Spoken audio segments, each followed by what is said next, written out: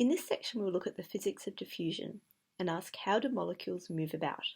Knowing how molecules move is relevant for the heat transfer mechanisms of convection as well as diffusion, a process that is important for many biological systems and one that is the topic of this next series of videos. What we will not be covering here is the physics associated with osmosis. This is what happens when there's a semi-permeable membrane that prevents one or more species from transversing the membrane.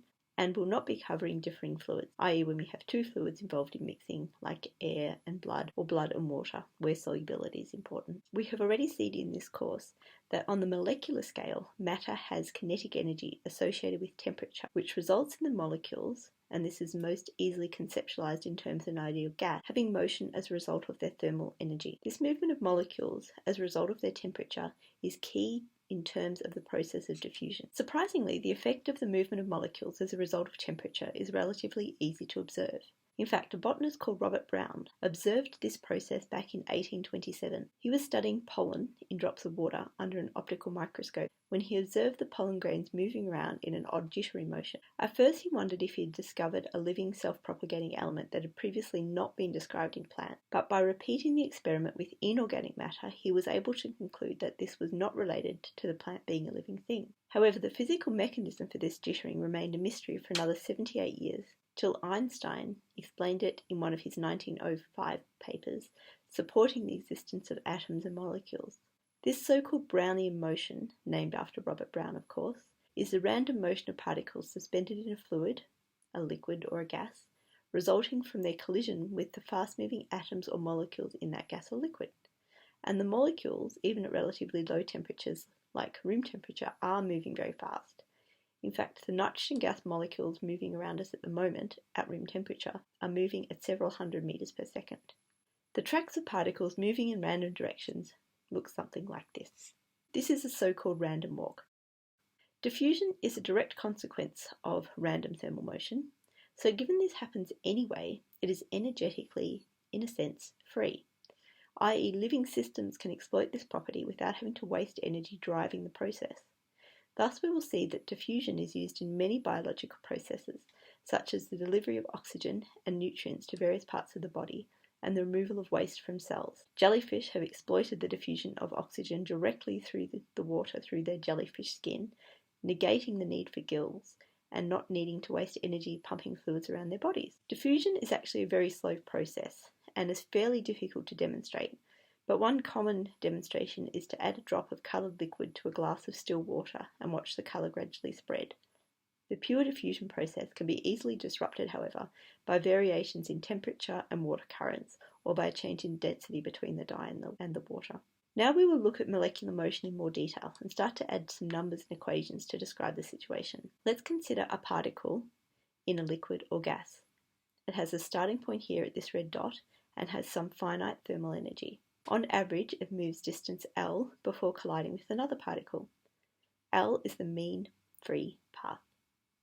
If we let the particle go on, about 16 steps later we might see something like this, where the particle may end at the green dot. We can describe the average displacement, delta x, to the green dot after n steps, and show that delta x equals the square root of the number of steps n times the mean free path L. This is the average displacement that the particle may move, and it doesn't mean that the particle is definitely there at the green dot, because we are dealing here with random motion, and hence in the world of statistics and probability. Here is a question to highlight the difference between delta x and the distance actually travelled by the particle. So the concept of random walk is often explained in physics by the analogy of someone being very drunk and just walking around in a random fashion. So say we have a drunk who farewells his friends at a lamppost on a corner and tries to head off for home. Assuming his walk is random and he takes steps of 1 metre, calculate, on average, how far away from the lamppost he will be after taking 100 steps. So using our expression, delta x equals the square root of n times L, where n equals the number of steps, the little hash symbol here means number by the way, and L equals the mean free path. So n equals 100 and L equals 1 metre. So we put in the numbers and we get delta x equals 10 metres. How far has he actually walked? The total distance we can see is fairly easy. Is n by L, which equals 100 times 1 metre equals 100 metres.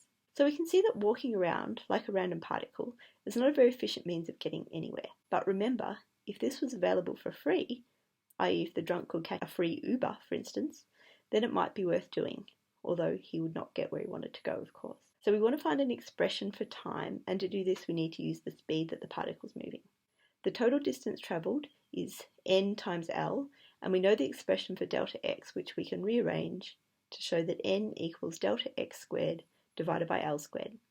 So we can get the total distance equals delta x squared on L. Now, using speed equals distance over time, we can see that putting the total distance here and that the time equals delta x squared divided by LB.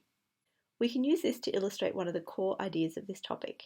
That is, diffusion is quite slow over large distances and not that useful in terms of biological systems wanting to move large distances, but great for movement over small distances. In water, the mean free path, L, is very short, approximately 1 by 10 to the negative 10 metres. The velocity of the particle depends on temperature and mass. We know this from kinetic theory. And at room temperature, the velocity of a particle may be approximately 100 metres per second. So let's use this to calculate the time required for a molecule to diffuse 1 centimetre. But before we do the calculation, I want you to guess the order of magnitude. So take a guess. What do you think? A second, a minute, an hour, or a day to diffuse 1 centimetre in water? What do you think? Alright, let's calculate it. We use time equals delta x squared divided by L over V, where delta x equals 1 centimetre or 0.1 metres, it has to be in metres of course, L equals 1 by 10 to the negative 10 metres, and V equals the velocity 100 metres per second. Putting in these numbers, we can see we get approximately 1 by 10 to the 4 seconds, which is approximately 2.8 hours. How about we calculate this again, but instead for a distance approximately equal to a cell wall thickness, which is we can take to be 10 microns. Would you like to guess again? How did you go on your first guess? Putting in these numbers, we can see we get a much smaller time. In fact, less than a second. 0.01 seconds for a particle to diffuse 10 microns.